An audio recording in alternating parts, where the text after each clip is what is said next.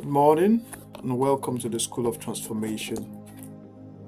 Today we will be talking about something that is unique and is very important and decisive in our lives, and that is what I tagged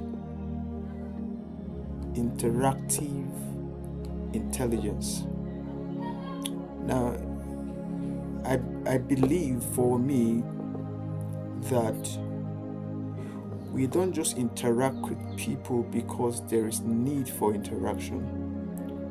We interact with people as a product of discernment of who the person is and what the person needs per time. That is why how I'm going to interact with Mr. A is going to be different from how I'm going to interact with Mr. B. My ability to be able to draw that line and know the differences is what I believe to be interactive intelligence. You see, when you go through life and you are intentional, you don't just step into a place and just begin to interact with people.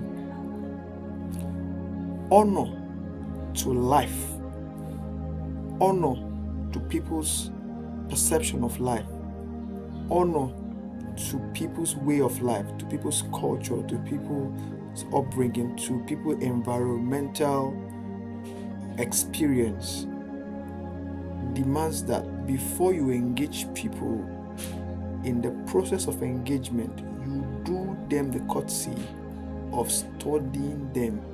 You don't necessarily need to come, I want to study someone. No. You need to study people. It's an intentional thing. You can call it a skill as you maybe you want to, but I feel it's an etiquette of life. You study people.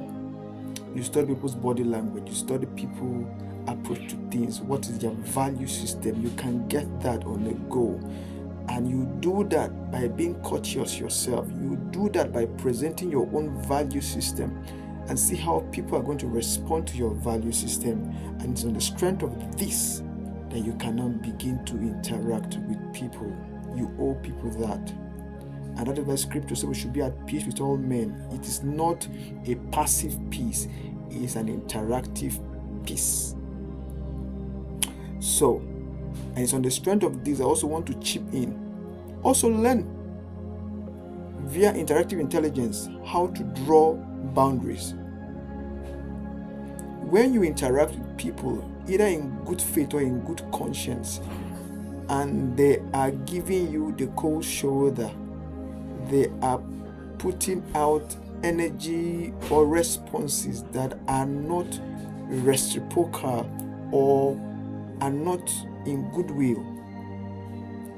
Honor to yourself and honor to value and to the value system you come from demands that you pull back. You must not continue in that conversation, because whatsoever you're going to do in the long run, no matter how good and genuine you are, will always end in disrespect. Either the people see it as disrespectful to them, or you end up being disrespected. We are all on the journey, but by all means necessary, protect yourself from yourself. And once again, I remain the voice of transformation, and I love so much.